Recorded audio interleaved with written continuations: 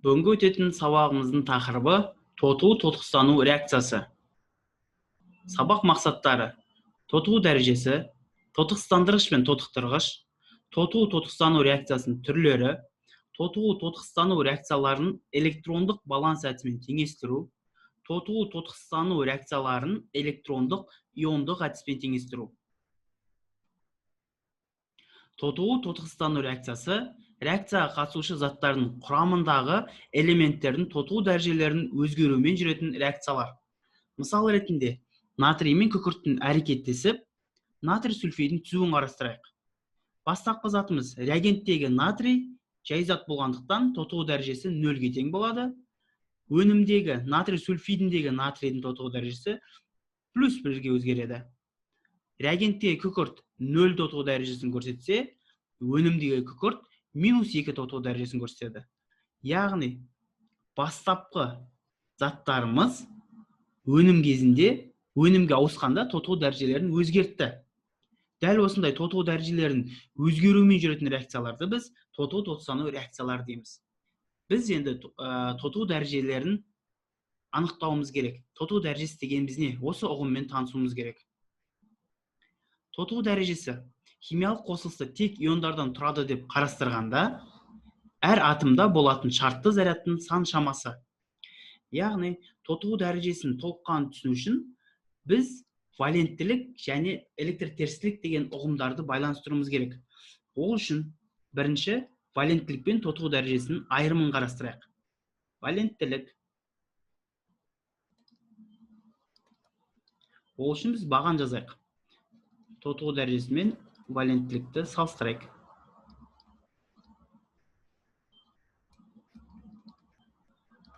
Валенттілік мысалға оттекте 2 деген санды көрсетеді. Оттектің валенттілігі 2-ге тең.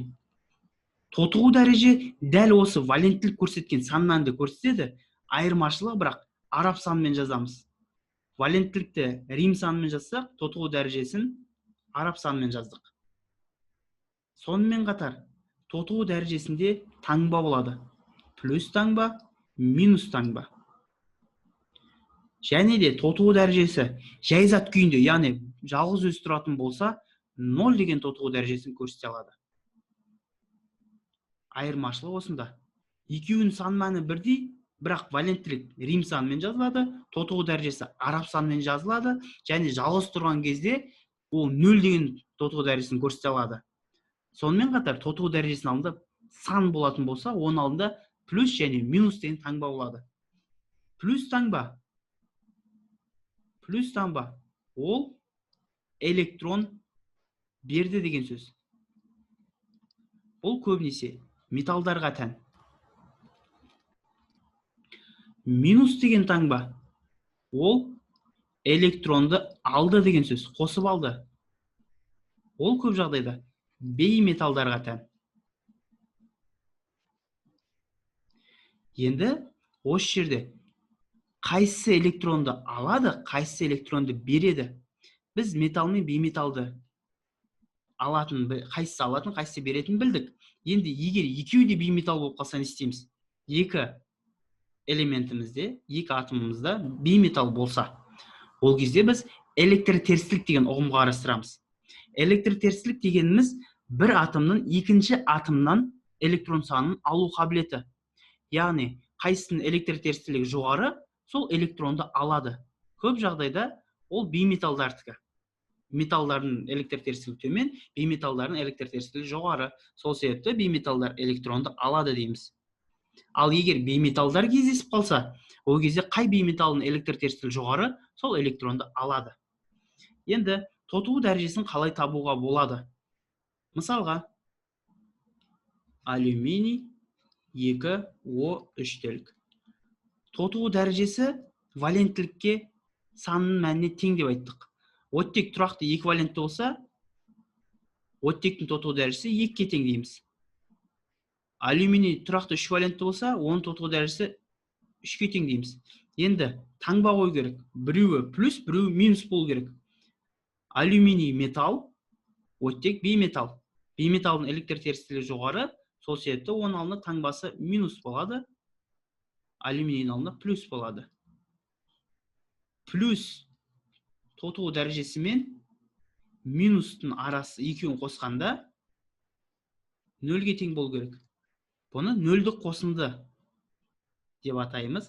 Яғни ол үшін тотығу дәрежесі мен индексті көбейтіп, екеулерінің қосындысы бізге 0-ге тең болу керек всегда. Біздің жағдайымызда алюминийдің тотығу дәрежесі плюс 3, оны көбейтеміз, индексі 2-ке. Плюс оттектікі минус 2 тотығу дәрежесі, оны көбейтеміз, индексі 3-ке. Тең болу керек 0. 6 плюс минус 6 тең 0. Яғни 6-тан 6-ны алсақ 0, тең болады 0. Дұрыс. Бұл не деген сөз? 2 атом алюминий әрқайсысы 3 электроннан береді. 3 атом оттек әрқайсысы 2 электроннан алады. Сонда алюминий общий 6 электрон берсе, 3 оттек общий 6 электрон қосып алады деген сөз. Бұл бинарлы қосылыс болғанда. Енді ауыспалы валенттілік көрсететін кейбір элементтердің тотығу дәрежесін қалай анықтаймыз? Мысалға, калий, хлор, О3. Оттектің валенттілігі тұрақты 2, калийтікі тұрақты 1, хлордікі X. 1 болуы мүмкін, 3 болуы мүмкін, 5 болуы мүмкін, 7 болуы мүмкін. Енді қандай тотығу дәрежесін көрсететінін анықтайық. Араларында калий, металл, сол себепті бұл плюсті көрсетеді.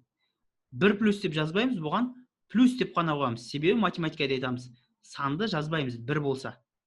Оған плюс деп қоямыз. Енді әрі қарай хлор мен оттектің электр терістілігін салыстырсақ, оттектің электр терістілігі жоғары, сол себепті оттек минус 2 болады. Көбейтейік. Плюс 1-ді индекс 1-ге көбейтсек, 1-ге тең. Қосу. X-ті индекс 1-ге көбейтсек, X-тің өзіне тең. Қосу. Минус 2-ні көбейтеміз, индекс 3-ке. Тең 0 дейміз. 1 қосу X минус 6 тең 0. X тең болады плюс 5. Сонда хлордың тотығу дәрежесі плюс 5-ке тең. Осылайша тотығу дәрежелерін анықтауға болады.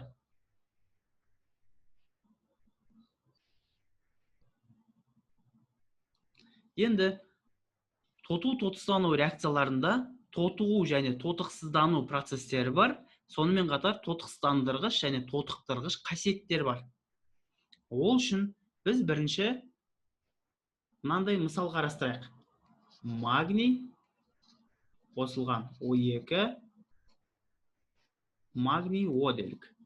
Осы мысал негізінде біз тотығу, тотықсыздану процестерін және тотықтырғыш, тотықсыздандырғыш қасиеттерді анықтайық. Жалғыз тұрған кезде жай заттар 0 деген тотығу дәрежелерін көрсетедік. Магний 0, оттек 0. Оттек тұрақты эквивалентті, магний тұрақты эквивалентті. Магний металл, солтықтан плюс болады, оттек бейметалл минус болады. Көріп тұрық. Магний 0-ден магний плюс 2-ке өзгерді. Оттек 0-ден оттек минус 2-ке өзгерді. Енді магний 1 магний. Атом саны тең. Мына жағдайда оттек 2, мұнда оттек 1. Сол себепті теңестіру үшін алдына 2-ке өтеміз мына оттекті. Атом саны тең. Енді қарастырайық. Тотықсыздандырғыш электрон беріп тотығады.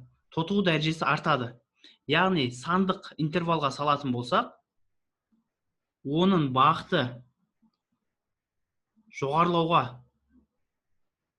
қарай көшсе, оны біз тотығу процесі тотықсыздандырғыш қасиет деп айтаймыз. Яғни 0-ден плюс 2 қарайтын болсақ, 0-ден плюс 2-ке қарай не істеп жатыр? Артып жатыр. Артып жатқандықтан Бұл тотығу процесі, қасиет тотықсыздандырғыш. Тотықсыздандырғыш. Енді оттекті қарайық. Тотықсыздану процесі тотықтырғыш дейді. Тотықтырғыш электронды қосып алып тотықсызданады. Тотығу дәрежесі кемейді. Қарайық. 0-ден -2-ге қарай кеміп жатыр. 0-ден -2-ге қарай кеміп жатыр. Бағыт, наоборот, солға қарай кетіп жатыр. Бұндайды біз тотықсыздану процесі тотықтырғыш қасиет. Олай болса, бізде оттек тотықсыздану процесі тотықтырғыш қасиет көрсетіп жатыр. Енді магний 0-ден +2-ге қарай, 0-ден +2-ге қарай 1, 2. 2 электрон беріп жүр. Электрон беру. Сонда -2 электрон деп жазамыз. Ал оттек 0-ден -2-ге қарай 1, 2. 2 электронды қосып алды. Ол 1 атом оттек. Ал бізде 2 атом бар. Олай болса, 1 атом 2 электрон алатын болса, 2 атом 4 электрон алады. Алудың алдына біз плюс деп қоямыз. Енді ары қарай бізде былайынан жазайық. Магний 0-ден -2 электрон, магний +2. Оттек 0-ден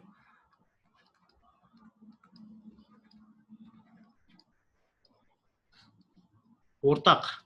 Ең кіші ортақ еселік 4. 4-ті 2-ге бөлсең 2, 4-ті 4-ге бөлсең 1. Бұл тотығу, тотықсыздандырғыш. Тотықсыздану процесі тотықтырғыш деп жазамыз. Яғни осы жерде келіп тоқтайтын нәрсе, тотықсыздандырғыш деген электрон беру, тотықтырғыш деген электрон алу. Ары қарай.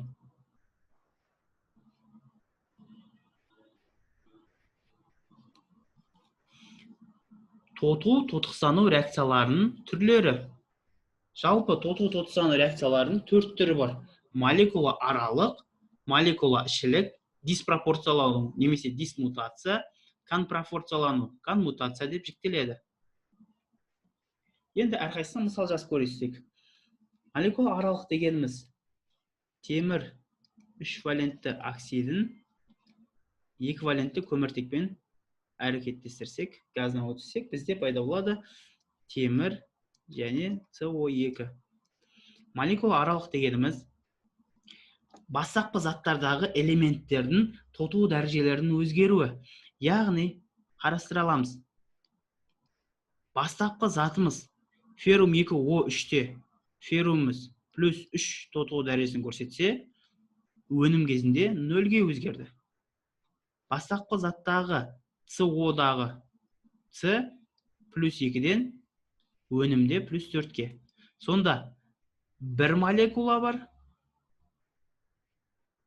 екінші молекула бар. Әр молекуладан бір элементтің тотығу дәрежесі өзгерсе, бұндай тотығу-тотықсыздану реакциясының түрін молекула аралық деп атаймыз. Енді молекула ішілік. Оған мысалды қарастырайық. Темір сульфаты, оны ыдыратсақ, темір 2O3, SO2 плюс O2 деген заттарға ыдырайды. Енді молекула ішілік бір молекуланың ішіндегі әртүрлі элементтердің тотығу дәрежесінің өзгеруі. Мысалға, темір +2 бастапқыда, ыдырағаннан кейін +3-ге айналады. Көміртек +6 +4. Сонда бір ғана молекуланың ішіндегі әртүрлі элементтің тотығу дәрежелері өзгерсе, бұны молекула ішілік деп атайды. Айырмашылығы молекула аралықта екі түрлі молекулада әртүрлі элементтікі өзгерсе тотығу дәрежесі, молекула ішілікте бір молекуланың ішіндегі әртүрлі элементтің тотығу дәрежелері өзгереді. Дисмутация. Дисмутация бұл бір элементтің тотығу дәрежесінің екі тотығу дәрежеге өзгеруі. Мысалға, хлор 2-ні суда ертсек, бізде пайда болады H хлор О плюс H хлор. Яғни, хлор 0-ден плюс 1 және минус 1. Біреуден, яғни бір тотығу дәрежесінен бір элемент, бағаны мына жердегі молекула ішілікте бір молекуладан әртүрлі элементтер өзгереді дедік. Ал дисмутацияда бір молекула, оның именно бір молекулада бір элемент қана өзгереді. Бір элемент бірнешеге. Міне, плюс 1-ге өзгерді, міне, минус 1-ге өзгерді. Бір элементтің бірнеше тотығу дәреже көрсетуі. Ал коммутация, наоборот, бір элементтің бірнеше тотығу дәрежесін көрсетуден бір тотығу дәрежеге қарай өзгеру. Мысалға, SO2-ні қоссақ H2-ге, бізде шығады S плюс H2O. Айырмашылығы дисмутациядан. Бұл жерде бастапқы заттарымыз ішіндегі бір элемент бірнеше тотығу дәрежеден бір тотығу дәрежесіне өзгереді. Яғни, қарайтын болсақ, барлығы да күкіртіміз өзгерді. Плюс 4-тен 0-ге өзгереді, минус 2-ден 0-ге өзгереді. Түрлерін осылай ажырата аламыз. Енді әрі қарай теңестіруге келейік. Тоту-тотсаң реакцияларын электрондық баланс әдісімен теңестірейік. Оған мысал жазайық бірінші. Мысал бере отырып теңестірсек. Мысалға, алюминий қосылған H2SO4. Шығады бізде орын басу реакциясы жүреді. Алюминий 2 SO4 3 еселенген плюс H2 газ. Тоту дәрежелерін қарайық. 0 плюс минус 2 плюс 6 болады. Есептесек, алюминий плюс 3. Қызық жағдай, қышқыл қалды қандай тоту дәрежесін көрсетсе, тұзда дәл сондай көрсетеді. Минус 2 плюс 6. Қышқылына қарап біз анықтай аламыз. 0. Сонда өзгеріп тұр бізде алюминий 0-ден алюминий плюс 3-ке. Сутек плюстен 0-ге. Онда айттық, атом сандарын теңестіреміз. Енді 0-ден плюс 3-ке шейін бұл тотықсыздандырғыш, яғни электрон беріп жатыр. Электрон беріп жатса минус дейміз. 0-ден 3-ке дейін 3 бірлік, олай болса 3 электрон берді. Сутек, бір сутек H плюстен 0-ге қарай кеміп жатыр. Бұл тотықсыздану процесі, тотықтырғыш қасиет. Тотықтырғыш болатын болса, қосу деген электрон алу.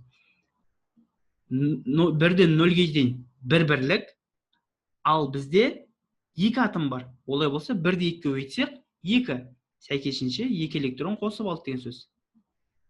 2 мен 3-тің ортақ ең кіші еселігі 6. 6-ны 3-ке бөлесіз 2, 6-ны 2-ке бөлесіз 3. Әрі қарай процесс. Электрон беретін болса, тотығу процесі тотықсыздандырғыш қасиет көрсетеді. Электрон беріп қойды. Электрон қосып алса, тотықсыздану қасиет тотықтырғыш. Енді мына шыққан сандарды алдарына көбейтіп қарастырамыз. Сонда біз 2 деген коэффициентті алюминий 0-дің алдына қойсақ болады, немесе 2-ні алюминий 3+-дің алдына қойсақ болады. 3 деген санды H+-дің алдына қойсақ болады, немесе H2-ның алдына қойсақ болады. Қарастырайық. Алюминий қосылған H2SO4, алюминий 2 SO4 3 еселенген плюс H2. Енді алюминий оң жақта 2. Теңесу үшін мына 2-ні біз нараға қойымыз керек екен, алдына қояды екенбіз. Сонда алюминийіміз теңесті. Сутек санын қарастырамыз. 3 мұнда қойсақ, сәйкесінше мына сутектің алдына да 3 қоя аламыз. Алюминий 2, алюминий 2. Сутек 6, сутек 6. Күкірт 3, күкірт 3. Оттек 12, оттек 12. Реакция тең. Реакцияны осылай теңестіру әдісін тоту-тотысқан реакцияларын электрондық баланс әдіспен теңестіру деп түсіндіріледі. Келесі тоту-тотысқан реакцияларын электрондық иондық әдіспен теңестіру. Енді біз қарастыра аламыз.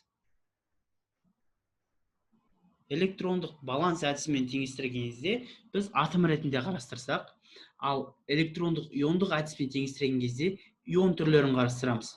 Олай болса, иондарды біз электролит күйінде қарастырсақ дейміз. Электролиттер біз білеміз, қышқыл, сілті және бейтарап ортаны көрсете алады. Олай болса, тоту-тотысқан реакцияларын 3 түрлі ортада электрондық баланс әдісімен қалай теңестіруге болады, соны қарастырамыз. Бірінші, қышқылдық орта. А деп қояйық. Қышқылдық орта. Қышқылдық орта болса біз сәйкесінше су қоса аламыз, және қышқылдық ортада сутек ионын қоса аламыз. Мысал ретінде қарастырайық. Біз калий нитриті қосылған H хлор O3 шығады калий нитраты, калий NO3 және H хлор деген теңдеуді электрондық иондық әдіспен теңестіріп көрейік. Ол үшін иондар жазамыз. Біз мына жерден көре аламыз бірінші ионды. NO2- деген ионды. NO2- деген ион бар. Оған ұқсас, мұнда NO3- деген ион бар. NO3-. Енді бір жағына су қосуымыз керек, бір жағына H қосуымыз керек. Ол үшін біз мұнда қышқылға жағы қарай мынаған байланысты H+ қосамыз, мұнда су қосамыз. Себебі оттек санын теңесуіміз керек. Оттек 2, 3, оттек 3, азот 1, азот 1, сутек 2, сәйкесінше мұнда 2 қоямыз. Енді иондарды санайық. Мынау бізде молекула болғандықтан бұл 0 деген тотығу дәрежесін көрсетеді. Мұнда сол жақта -1, 2-ні плюске көбейтсек 2+, 2+-тен 1-ді айтсақ, плюс -1-ден плюске қарай 2 бірлік бар. Яғни сандық интервалға сатын болсақ, -1, 0, плюс 1. Арада 1 бірлік, 2 бірлік. 2 бірлік бар дейміз. Сонда 2 электрон бұл бізде береді. Себебі бұл өсіп жатыр. Өсетін болса, біз айттық, тотық сыздандырғыш қасиет дедік. Олай болса, бұл -2 электрон деп түсіндіреміз.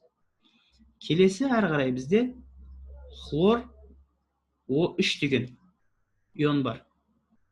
Хлор O3-, мына жақта хлор деген бар. Хлор-. Енді мұнда H+ қосамыз, мұнда теңесу үшін су қосамыз.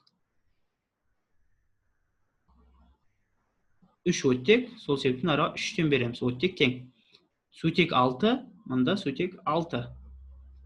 Теңесті. Су молекулалықтан тоту дәрежесі 0. Минус 1, 6-ны плюс 1-ге өйтсек 6 плюс, 6 плюстен 1-ді азайтсақ 5 плюс. Мұнда минус. 5 плюстен минус қарай, минус 1-ге қарай 6 бірлік бар. 6 электрон сонда қосып алды деген сөз. Екеуінің ортақ, ең кіші ортақ еселігін тапсақ, ол 6. 6-ны 2-ге бөлсең 3, 6-ны 6-ға бөлсең 1. Енді көбейтеміз.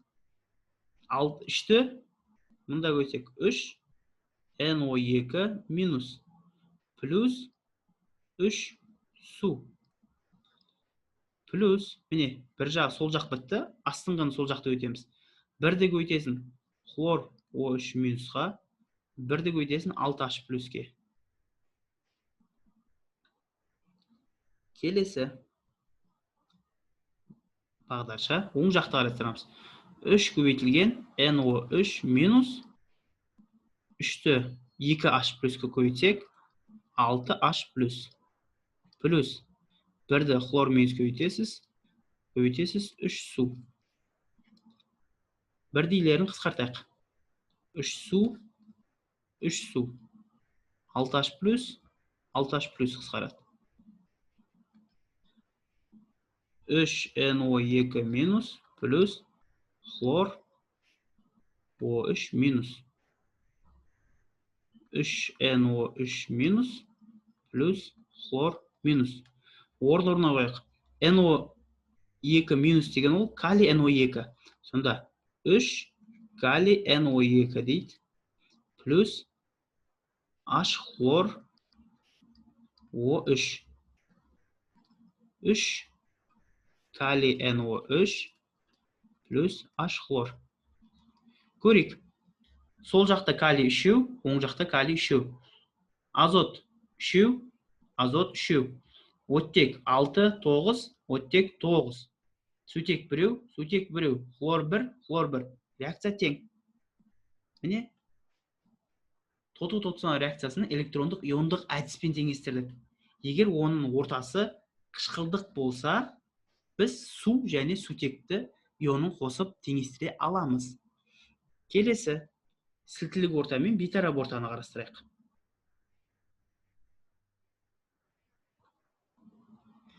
Егер бізде қышқылдық емес, орта сілтілік болса,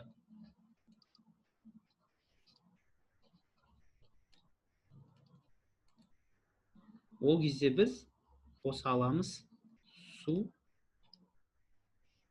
және OH минусты. Оған мысал ретінде иод 2 қосылған калий OH, калий иод қосылған калий иод O3 қосылған су делік. Бірінші, мұнда иод бар. Иод 2 0-ден иод минуске өзгеріп тұр. Атом саны 2, 1. Сондықтан 2-ке көйтеміз. Бұл бізде болады 0-ден минусқа кем болады, значит, тотық тырғыш. Плюс 2 электрон болады. Ары қарай бізде тағы да иодтың екінші ионы бар. Иод O3 минус деген. Сонда иод 2 0-ден иод O3 минусқа өзгеріп жатыр. Бірінші жаздық иод 2-ден минус 1-ге өзгергені, иод минус 1-ге өзгергені, екінші иодтан өзгерді, иод O3 минус мынаған өзгергенін жазып тұрық. Иодтан иод минусқа, иодтан иод O3 минусқа. Енді бұған су және OH қосуымыз керек. Бұны теңестіру үшін мұнда OH қосамыз. Минус. Себебі калий OH мынаған сай келу керек. Мұнда су бар, сонда мұнда су қосуымыз керек. Теңестіретін болсақ.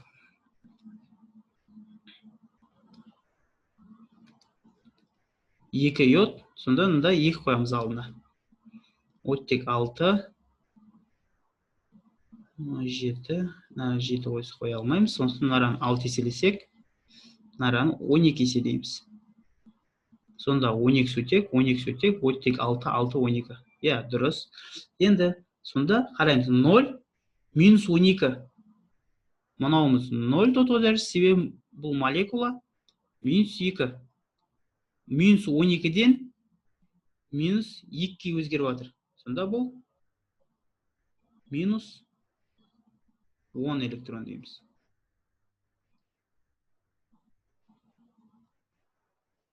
Он мен 2-нің ең кіші ортақ еселігі 10-ға тең. 10-ды 2-ге бөлсең 5, 10-ды 10-ға бөлсең 1. Жазайық. 5-ті йодқа көйтеміз. 5 йод 2 плюс 1-ді йодқа көйтеміз. Йод 2 плюс 1-ді 12 уашқа көйтеміз. 12 уаш минус. Оң жаққа көшеміз. 5-ті 2 көйтсең 10 йод минусқа. 1-ді 2 көйтесіз. 2 йод 3 минус бар. Плюс 6 су. Жазайық. 2-ін қоссақ 6 йод 2 плюс 12 уаш минус. 10 йод минус плюс 2 йод 3 минус плюс 6 су. Барлығы да жұпсан, сол себепті барлығын 2-ге бөлеміз. 2-ге бөлсек, мұнда қалады 3 йод 2 плюс 6 уаш минус 5 йод минус плюс йод 3 минус плюс 3 су. Енді бастапқы орын-орнына қойып шығайық. 3 йод 2 плюс уаш дегеніміз калий уаш. Сонда 6 калий уаш. Йод минустен калий йод, ол 5 калий йод плюс калий йод 3 плюс 3 су. Теңестіріп көрейік. 6 йод 5, 6. Калий 6, 5 плюс 1, 6. Оттек 6, 3 оттек, 3 оттек, 6. 6 сутек, 6 сутек. Реакция тең. Теңестірдік. Әрі қарай біз келесі тотығу тосына реакцияларын электрондық иондық әдіспен теңестіреміз, егер бейтарап орта болса.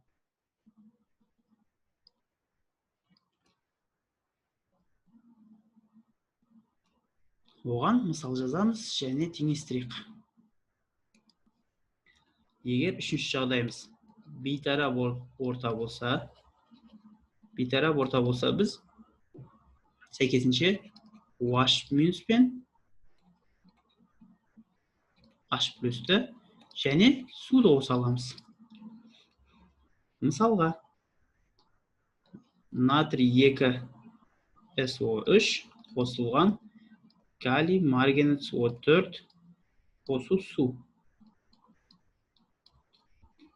Марганец диоксиді қосылған натрий сульфаты қосылған калий OH делік. Енді бізде SO3 2 минус бар, SO4 2 минус бар. Марганец O4 минус бар, марганец O2 бар. Енді жазайық. SO3 2 минустан өзгереді SO4 2 минусқа. Су қосамыз. Мұнда су болғандықтан сол жақта суды сол жаққа қосамыз. Плюс мұнда H қосамыз. Мұнда су болғандықтан сол жаққа суды қостық. Оттек 4, күкірт 1,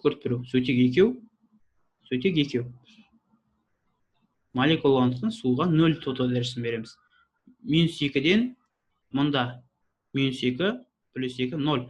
Минус 2-ден 0-ға қарай бізде минус 2 электрон.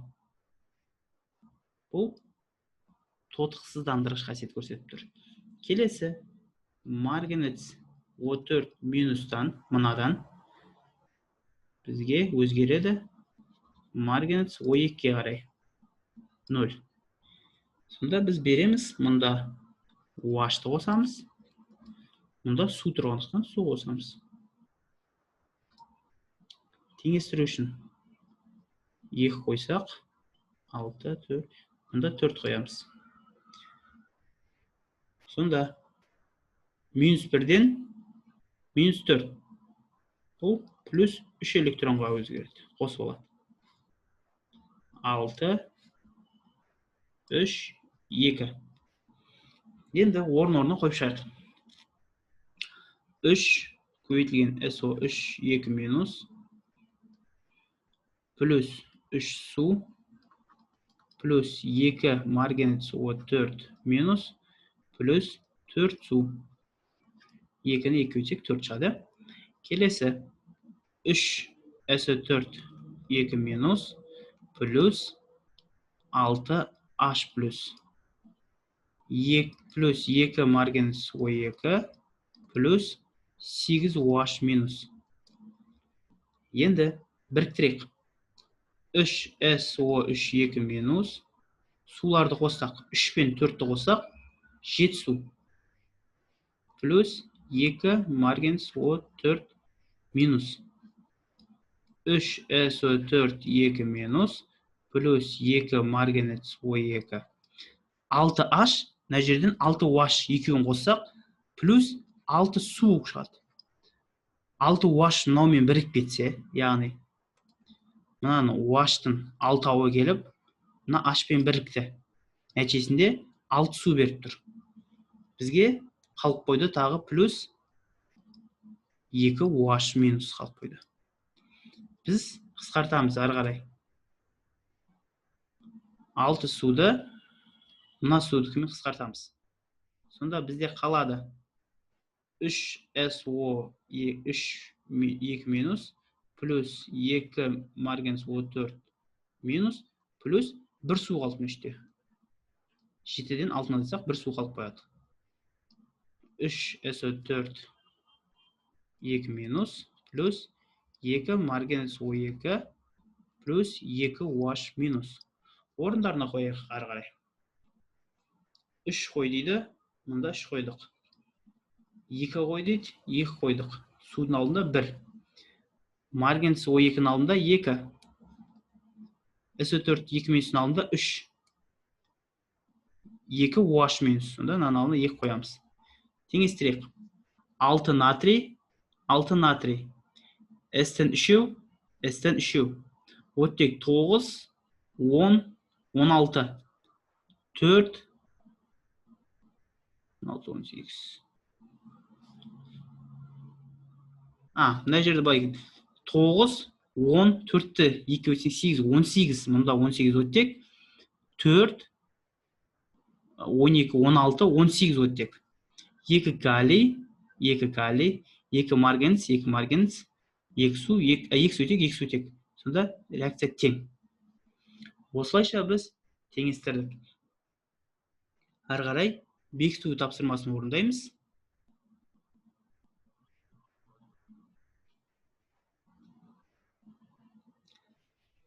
Массасы 0,192 грамм бір валентті металл сумен реакция түскенде 0,448 литр қалып жағдайда сутек тотықстанды. Реакция нәтижесінде қандай металл тотығады дейді. Металл қосылған су бір валентті болатын болса, ол бізде металл OH қайналады, плюс H2 газы бөлінеді. Бір валентті металл дегеніміз сілтілік металдар. Сілтілік металл сумен әрекеттескенде негіз және сутек газы бөлінеді. Теңестірсек, 2 қоямыз, 2 қоямыз, және 2 қоямыз. Реакция тең. Енді есептің шарты бойынша 0,92 грамм бар. Мынау 2x болады мр себебі 2 көбейтілген x. Сутек газы 0,448 литр. 1 моль болғандықтан 22-де 4 литр.